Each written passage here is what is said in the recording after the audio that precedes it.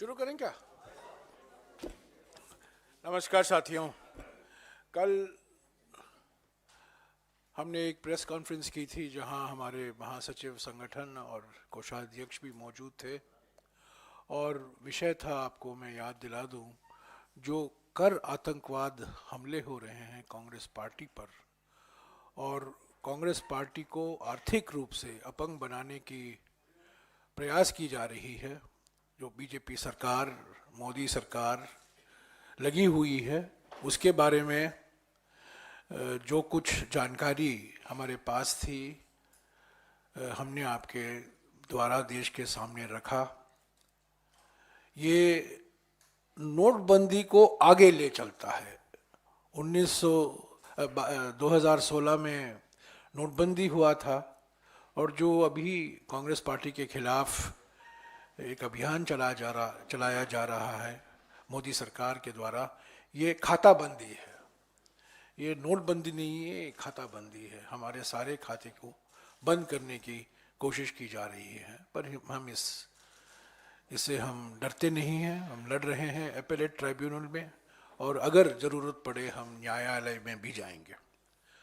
पर आज जो विषय कल मैंने जिक्र किया था संक्षिप्त में, पर आज जो मैं विषय लेना चाहता हूँ, ये अगर कांग्रेस पार्टी के खिलाफ जो किया जा रहा है, एक तरफ से उत्पीड़न की राजनीति और प्रतिशोध की राजनीति को दर्शाता है। आज जो मैं विषय उठा रहा हूँ वो हफ्ता वसूली का प्रतीक है।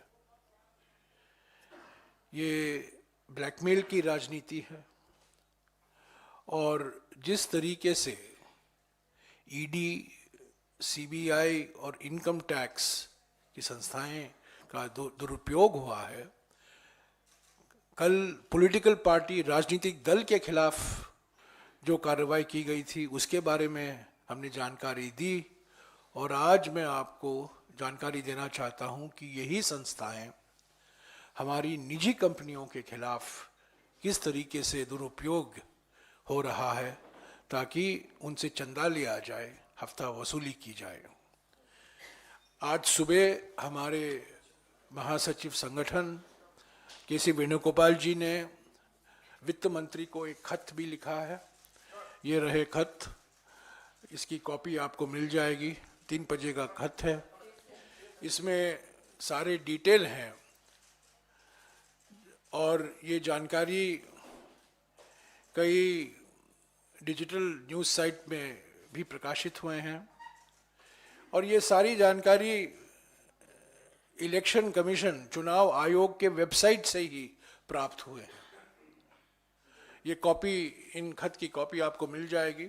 आज सुबह ही हमने, हमारे महासचिव संगठन ने वित्त मंत्री को खत लिखा है इसके बारे में और मोटे तौर से ये बात ये है कि 2018-19 और 2020-23 वित्तीय वर्षों में, इन 4 वर्षों में करीब 30 निजी कंपनियों के खिलाफ ईडी की कार्रवाई की शुरुआत हुई, सीबीआई की जांच की शुरुआत हुई, इनकम टैक्स की जांच की शुरुआत हुई। करीब 30 कंपनियां हैं।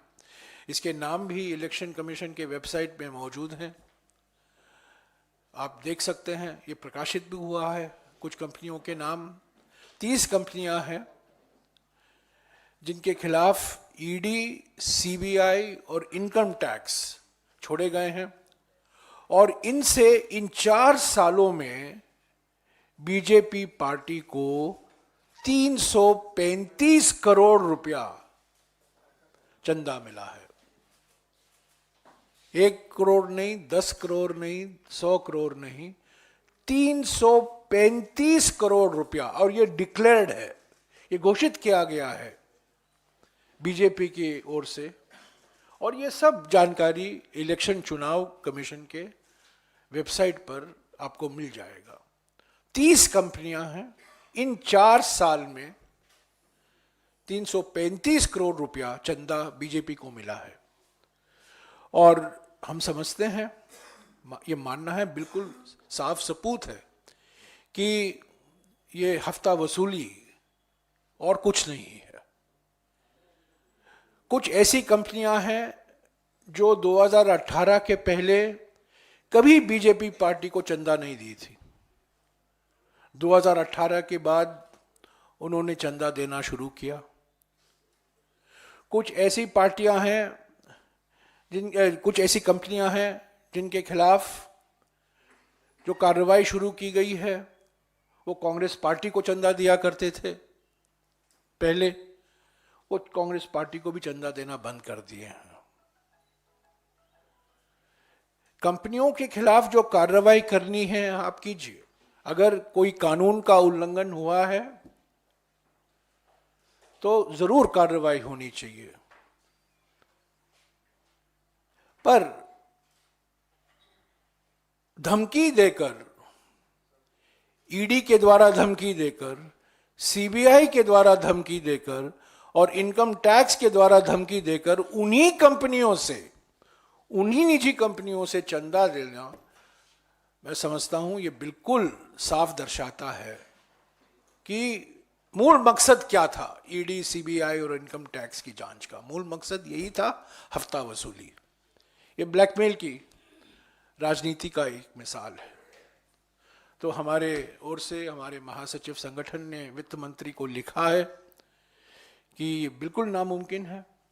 हालांकि मोदी है तो मुमकिन है, ऐसे ही जो कारनामे होते हैं इन्हीं के कार्यकाल में हुआ है।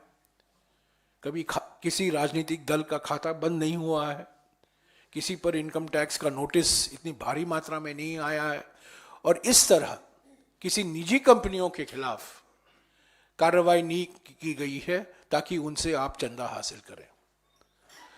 तो हमने इसकी जांच की मांग की है। हमने सवाल भी उठाए हैं वित्त मंत्री से, जो आप पढ़ेंगे। तो हमने 3 सवाल उठाए हैं। एक सवाल तो यह है कि क्या आपने तो अर्थव्यवस्था पर श्वेत पत्र प्रकाशित किया, क्या आप हफ्ता वसूली पर एक श्वेत पत्र प्रकाशित करेंगे? क्या जनता को विश्वास में लेंगे कि आपके पार्टी को चंदा मिला है, कहां कहां से चंदा मिला है? और ये विषय और भी महत्व रखता है क्योंकि सुप्रीम कोर्ट ने कहा है कि इलेक्ट्रल बॉन्ड परियोजना हमारे संविधान के खिलाफ है। दूसरा जो सवाल हमने उठाया है कि आप अगर, जैसे कि आप दावा करते हैं कि आपका फाइनेंसिंग, दल का पार्टी का फाइनेंसिंग बिल्कुल पारदर्शिता से होता है, आपको कोई छुपाने की जरूरत नहीं है। अगर ये बात सही है कि जो जानकारी आई है चुनाव आयोग के वेबसाइट में, जो जानकारी ली गई है इन न्यूज़ पोर्टल के द्वारा, क्या उसका आप खंडन करेंगे? क्या आप उसका खंडन करेंगे कि इस कंपनी ने, जिसके खिलाफ सीबीआई, ईडी और इनकम टैक्स की जांच हो रही है, उसी कंपनी से आपको ये चंदा नहीं मिला है? क्या आप ये इससे इनकार कर सकते हैं कि पिछले 4 सालों में 335 करोड़ रुपया बीजेपी के खाते में आया है? ये इलेक्ट्रल बॉन्ड के द्वारा नहीं, ये ईडी बॉन्ड है, सीबीआई बॉन्ड है, इनकम टैक्स बॉन्ड है, इलेक्ट्रल बॉन्ड नहीं। ये कंपनियों के नाम भी सब लोग जानते हैं इस वेबसाइट के माध्यम से। और तीसरा सवाल जो हमने कहा है कि अगर आपकी नीयत साफ है, अगर आपने कुछ गलती नहीं की है, कि क्या आप एक सुप्रीम कोर्ट द्वारा मॉनिटर्ड जांच को स्वीकार करेंगे? क्योंकि आप बार बार कहते हैं कि हम लोकतंत्र को साफ करना चाहते हैं, हम फाइनेंसिंग को साफ करना चाहते हैं, हम पारदर्शिता लाना चाहते हैं। इसी दावे के साथ आपने इलेक्ट्रल बॉन्ड की घोषणा की थी, जो सुप्रीम कोर्ट ने कह दिया है कि वो कानून के खिलाफ और संविधान के खिलाफ था, और ये लोकतंत्र के लिए बहुत खतरनाक साबित हुआ है।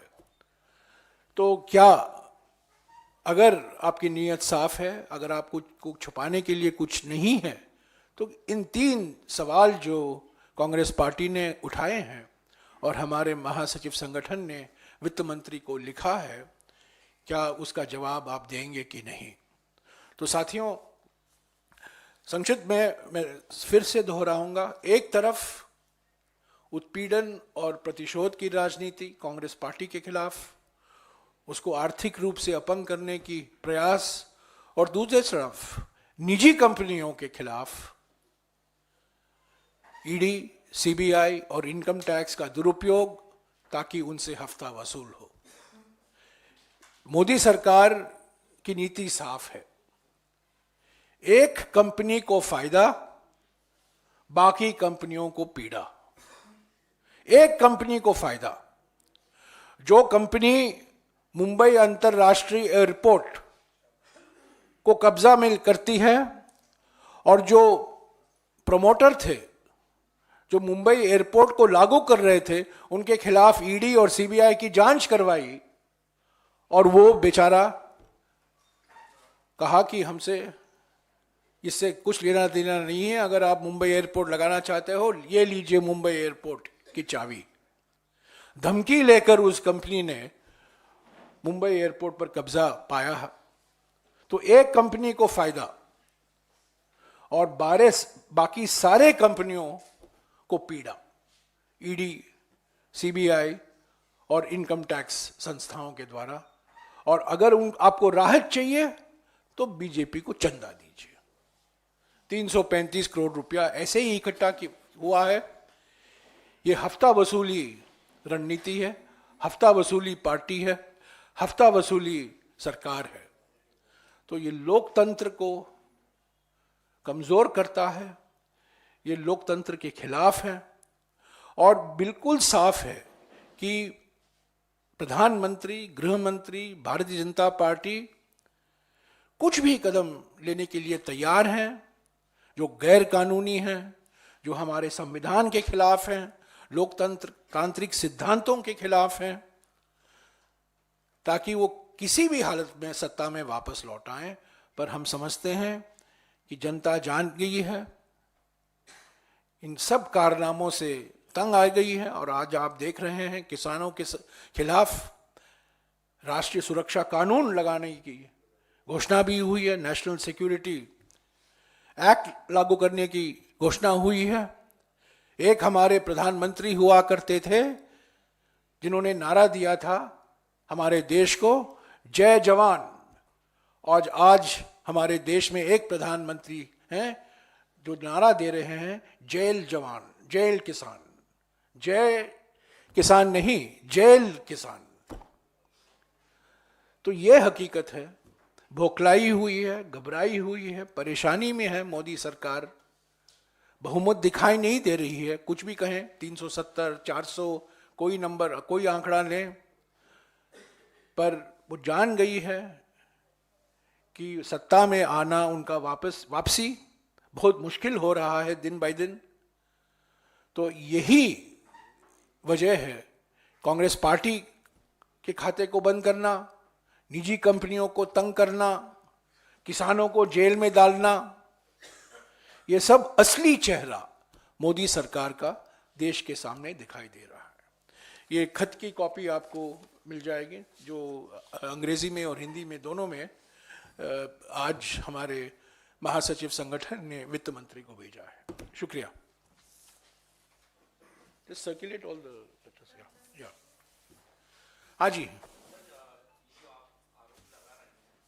मैं आरोप नहीं लगा रहा हूं। देखिए, ये शब्द मत कहिए कि आई एम एलिजिंग, मैंने एलिज को नहीं किया है, मैंने आरोप नहीं लगाया। ये सब जानकारी चुनाव आयोग के वेबसाइट पर कोई भी प्राप्त कर सकता है, ये वेबसाइट पर है। ये पार्टी द्वारा जानकारी दी गई है, ये कंपनियों का नाम है, किनके खिलाफ ईडी, सीबीआई और इनकम टैक्स की जांच हो रही है, वो भी पब्लिक में है। वो तो ये हम कोई आरोप नहीं लगा रहे हैं, जो वास्तविकता है वो हम देश के सामने रख रहे हैं कि 30 कंपनियां हैं, इनके खिलाफ ईडी, सीबीआई और इनकम टैक्स की जांच हो रही है। और इन्हीं 30 कंपनियों ने पिछले 4 वित्तीय सालों में 335 करोड़ रुपया चंदा बीजेपी को दिया है। उस पर सवाल है, तो ये आरोप नहीं है, ये सवाल है। we have raised three questions of the finance minister. One, you put a white paper on the economy. Are you prepared, if you think you're claiming that you are transparent in party funding, will you come up with a white paper on party finances? Number one. Number two, the second question that we have asked is that if you have nothing to hide, then will you rebut point by point all the information that has come out on the 30 companies and their links with the BJP over the last 4 years, whether they are being investigated, which is a fact, whether they have funded the BJP, which is also a fact. If it's not a fact, you rebut it. That's the second question. And the third question we are asking, if you have nothing to hide, will you agree to a Supreme Court monitored investigation into the misuse of the ED, CBI and income tax? Let me make it absolutely clear.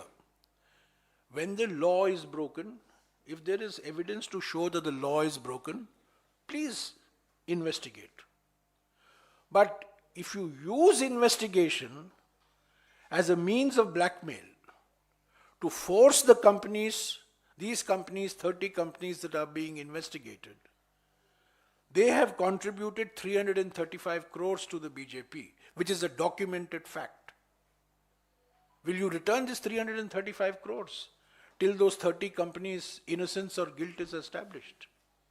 While the investigation is going on, you have collected 335 crores. What does it mean? That means you're using investigation as a tool of blackmail. ये हफ्ता वसूली है और कुछ नहीं है. ये ईमानदारी की जांच नहीं है. It is no, we all know that the ED, the CBI and the income tax dances to the tune of the Prime Minister. पिछले 5-6 सालों में जो कानून के संशोधन लाए गए हैं, इनकम टैक्स के कानून में जो संशोधन किया गया है, PMLA कानून में जो संशोधन किया गया है, वो अफसरों को भयंकर अधिकार देता है. इस पर पार्लियामेंट में चर्चा नहीं हुई क्योंकि वो मनी बिल के द्वारा ये संशोधन लाए थे. और मैंने खुद सुप्रीम कोर्ट में आपत्ति जताई है और मेरा एक केस वहां पेंडिंग है. सारे के सारे संशोधन, मनी लॉन्ड्रिंग एक्ट के संशोधन, इनकम टैक्स एक्ट के संशोधन, सारे के सारे संशोधन मनी बिल के द्वारा लाए गए हैं ताकि राज्यसभा में उसका कोई चर्चा ना हो और उस पर कोई बहस ना हो. तो ये जो अधिकार दिए गए हैं, भयंकर अधिकार दिए गए हैं अफसरों के हाथ में, भयंकर अधिकार दिए गए हैं. इंडिया गठबंधन की सरकार आएगी, ये सारे संशोधनों का इसकी समीक्षा हम करेंगे और जो अधिकारी हैं उनको जो हक दिया गया है उसकी हम जरूर दोबारा उस पर हम विचार करेंगे.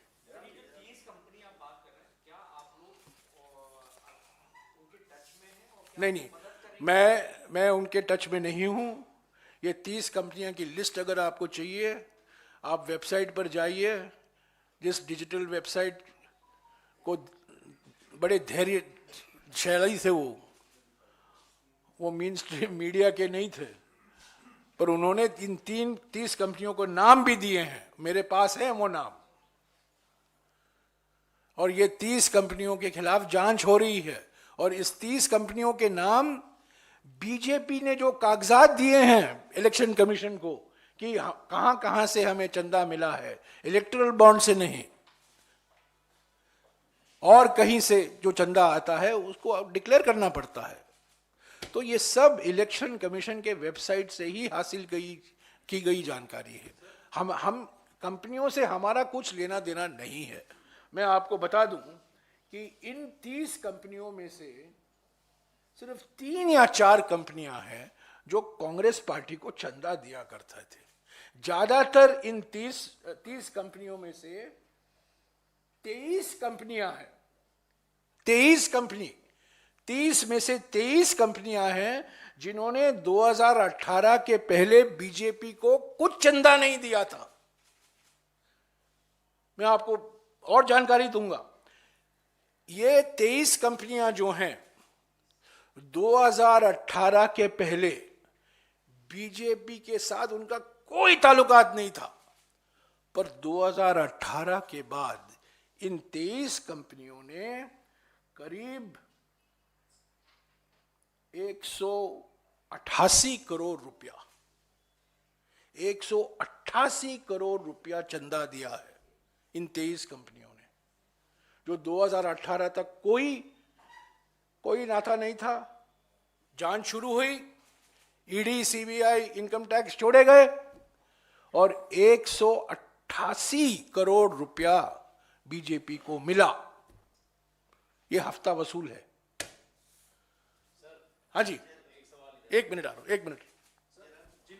जिन पर आरोप आप लगा रहे हैं, उनसे आप सवाल पूछ रहे हैं अपने मन से, वो तो ठीक है, लेकिन आप उन्हीं से जांच की मांग भी कर रहे हैं।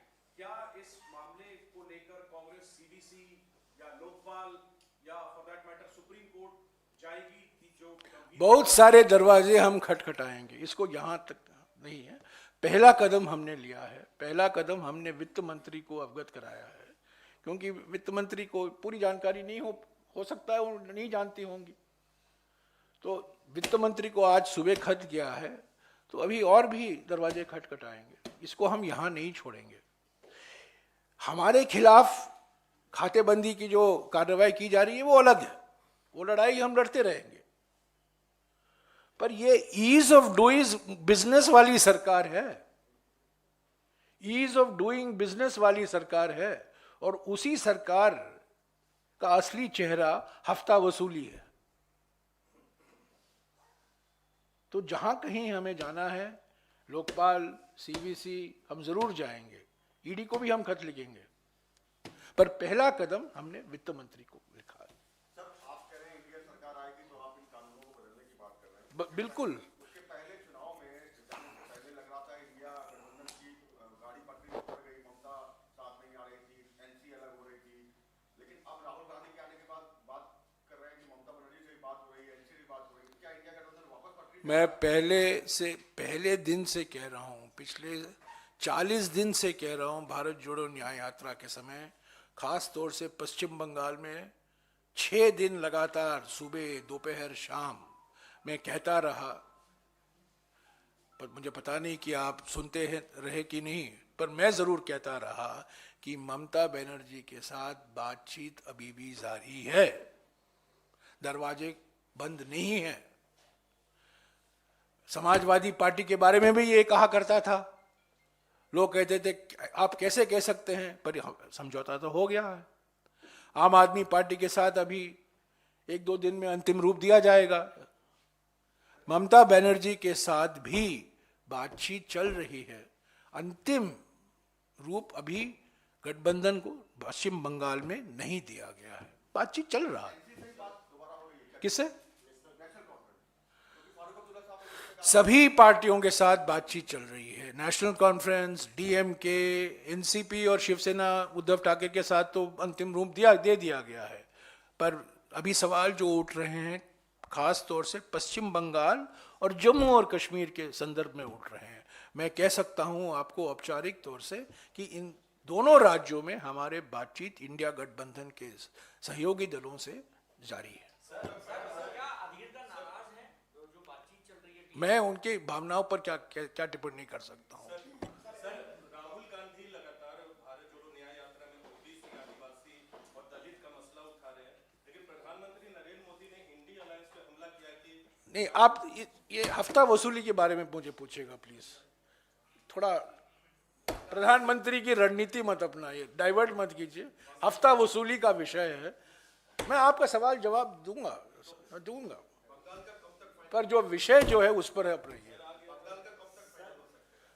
मैंने पहले भी कहा, हमारे राजनीति में 2 दिन बड़े लंबे समय होता है।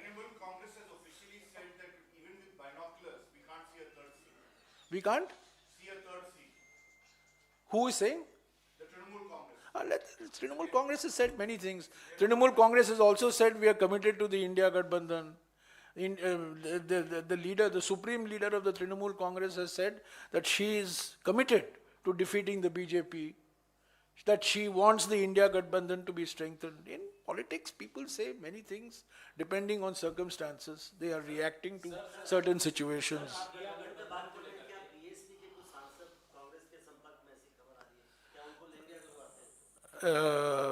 अभी देखिए अमरोहा में क्या होगा। कल अमरोहा में भारत जोड़ो न्याय यात्रा, अब मुरादाबाद से हम शुरू कर रहे हैं 10 बजे, तो पहला संकेत आपको अमरोहा में मिलेगा। आप देखेंगे अमरोहा में पहला संकेत मिलेगा।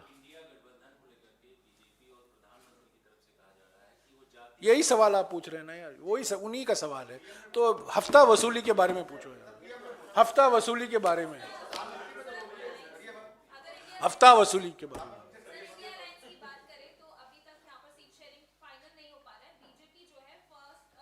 हफ्ता वसूली, हफ्ता वसूली, हफ्ता वसूली पर आइए, हफ्ता वसूली, हफ्ता वसूली, हाँ, गुड मैन।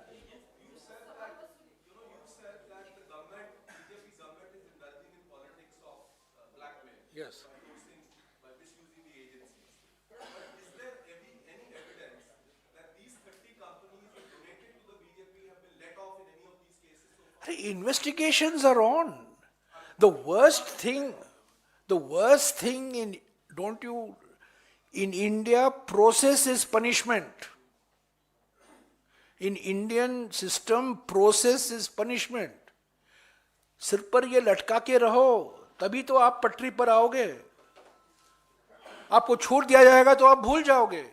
जब तक ये तलवार है, ईडी का तलवार, सीबीआई का तलवार, इनकम टैक्स का तलवार आपके सिर पर है, आप पटरी पर रहोगे, चंदा देते रहोगे, जांच बंद हो जाएगी, आप चंदा भी भूल जाओगे, बीजेपी को भी भूल जाओगे।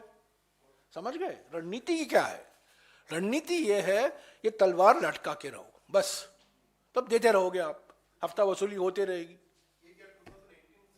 2018-19 और 2022-23 के बीच में, इन 4 सालों के बीच में ये जानकारी है, जो जानकारी दी गई है, जो प्रकाशित भी हुआ है, 235 करोड़ का 30 कंपनियों का 2018-19 और 2022-23 के बीच में, 4 सालों के बीच में।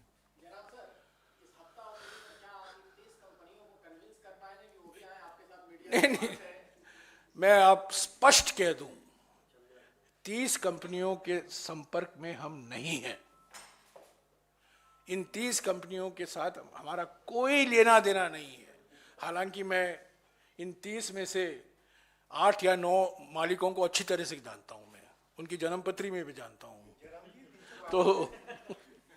तो पर हमारे इन कंपनियों से लेना देना नहीं है, हमें लेना देना है हफ्ता वसूली सरकार से।